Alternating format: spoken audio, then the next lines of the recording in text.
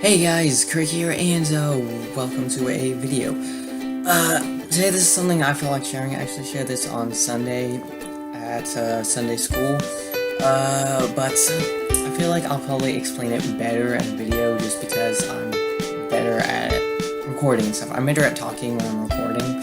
I don't really know why, but that's just how I am. So yeah, I hope you guys enjoy it, and I hope you take something away from it. Learn from it, I guess. And I guess I'm gonna tell you about basically what I learned the past week, I guess. And I'll start with the story of how I almost died, I guess. So this past weekend, or not weekend really, but this past week I spent with my uncle down at his house. So came down there, hadn't seen him in a while, and basically me and my cousin and one of our friends, and one of them, we went to this river. And, it's river, I don't know if it was meant to be, if you were meant to be swimming in it or not, but we did. Anyway, and it's kind of dark, gross looking. I stepped in the water and it was freezing.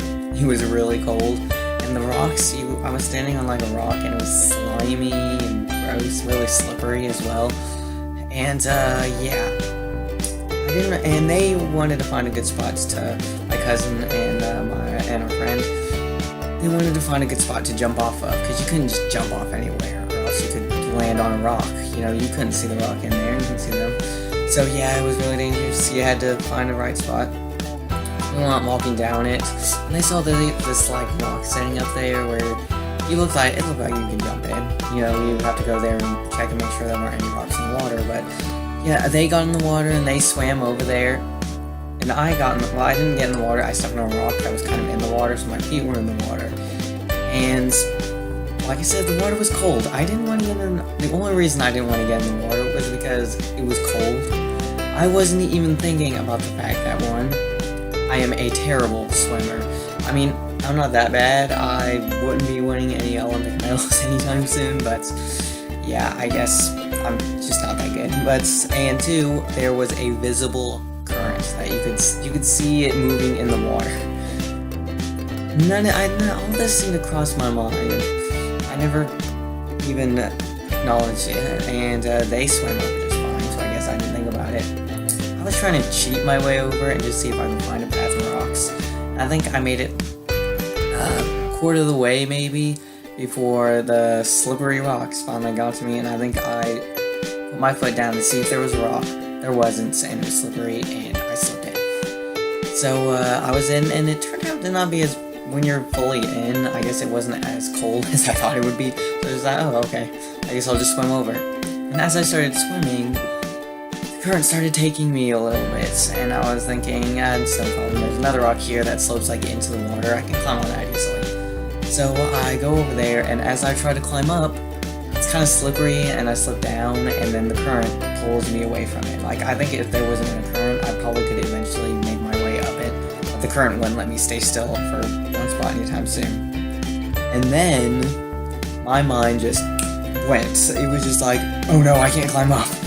And then I start, you could see my fingernail, it was pulling me over. I couldn't stay at any spot more than a second, and my mind's going off, because I have key points here that I wrote down in my notes.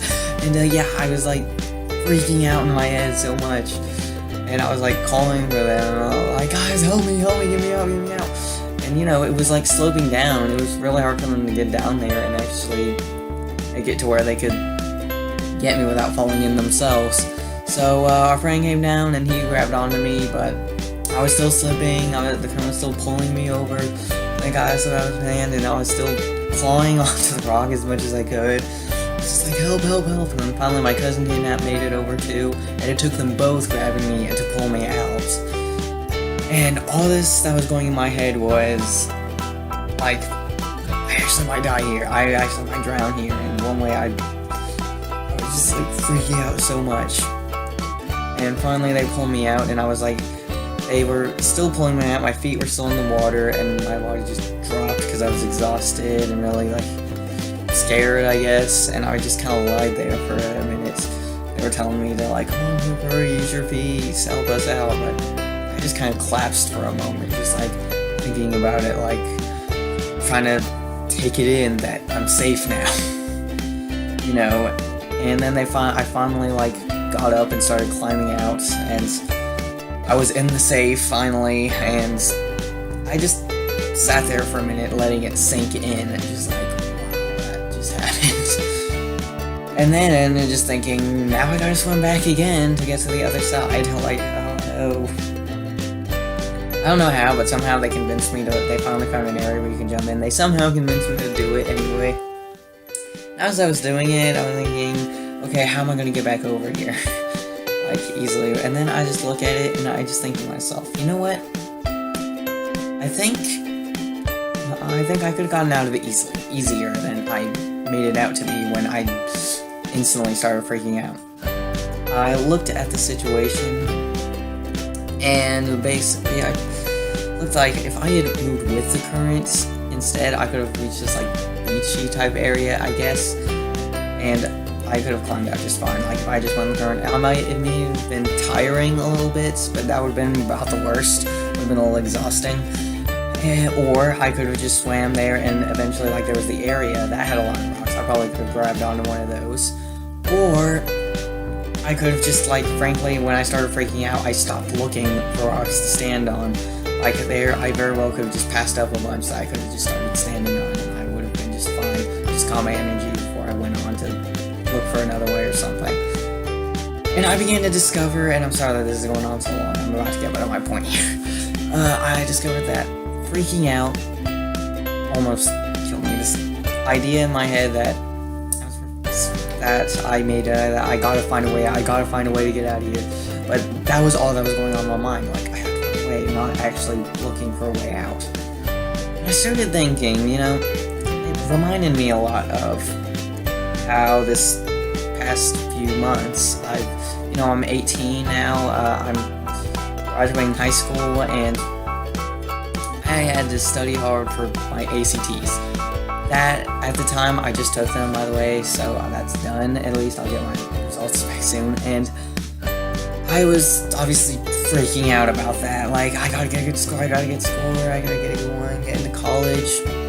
And then a whole nother side of me is like, what college do I go to? I gotta choose right, you know, what college does God want me at? Where does He want me to go? What does He want me to do? Even just, like, what does He want me to do with my life in general? Like, I have full trust in His plan. There's always been this fear in me that I'm gonna slip up, I'm gonna not listen and do something that's gonna ruin all of it. And, yeah, I mean, that's been going on in my head for so long. And, yeah, I'm sure plenty of you can relate, right? Anybody who's going to college, or even if it's not just college or ACT stuff, it could be something like, maybe you have kids, maybe you have struggling to support a family, maybe it's you're getting back grades and you gotta get them up, or I don't know, whatever it is. Maybe you're struggling keeping a job or whatever. There's just all the stuff that we freak out about, that we gotta keep going. We need to, you know, just stuff that we gotta do this, we gotta do it. I think all this freaking out is doing, it's pounding our head. I think it's blocking us from God's voice, I guess. Like, for example, when on Sunday I had everybody, I wanted us to play a game where we put in headphones, you know, like put them in, I don't know why I'm just, like, I'm just playing it for you guys, but you put in headphones and I play music pretty loud and you have to guess what the other person is saying, even though you have headphones in, that's sounding pretty loud. And I kind of wanted it to tie in with the fact that we put in all this stress, all this, you know, I gotta do this, I gotta find a way, and it's blocking us from actually looking at this situation, or even just listening to God's voice and finding it. And I have a Bible verse here, I found this, and it ties in with it perfectly, I think. It's Matthew 6:25 to 24. Therefore, I tell you, do not worry about your life, what you will eat or drink, or about your body, what will you wear? Is life not more than food, and the body more than clothes? Look at the birds of the air. They do not sow or reap, or store away in barns, and yet your heavenly Father feeds them. Are you not much more valuable than they? Can one of you, by worrying, add a single hour to your life? And why do you worry about clothes? See how the flowers of the field grow. They do not labor or spin. Yet I tell you that not even Solomon in all his splendor was dressed like one of these. That is how God clothes the grass of the field, which is here today and tomorrow is thrown into the fire. Will he not much more clothe you, you of little faith? So do not worry, saying, what shall we eat, or what shall we drink, or what shall we wear? For the pagans run after all these things, and your heavenly Father knows that you need them. But seek first his kingdom and his righteousness, and all these things will be given to you as well. Therefore, do not worry about tomorrow, for tomorrow will worry about itself. Each day has enough trouble of its own. And I really like in verse 33 here, how it says, but seek first his kingdom and his righteousness, and all these things will be given to you as well. I really like that because it's like, you know, we're thinking about all this stuff when really we just gotta seek him first, you know? That's priority number one, and everything else just falls into place. Like, I feel like sometimes you actually, one of the things I've learned most becoming 18 is you'd be surprised how much life seems to work itself out. And, you know, I think if we just seek his kingdom first, just do that, and everything falls into place. It's fine. And how it says who adds a single day to his life. Like, actually, I think it was a proven fact that stress reduces your life. And, you know, I think we need to pay attention to that. We need to not worry so much, because it's only gonna ultimately hurt us. So, and how it talks about how the birds and the flowers, they don't do anything and God takes care of them. So, as long as you just seek his kingdom first, and just trust him. Like, I know sometimes you're worried that even, like, I know I have been, that you're just gonna end up messing stuff up. Like, I'm just gonna mess it up myself. But that's not true. I think we just trust him, trust him and seek his kingdom. Just take small moments, just take those quiet moments. Like, I always find I'm closest to God in the quiet moments where maybe I'm just sitting and reading my Bible, or when I'm just listening to worship music. Just sit down and take some moments to just listen. So, yeah guys, I hope you all enjoy this video, and I hope you all take something from it. And hope you all have a great day, a great week, and yeah, I'll see you in the next one. Bye.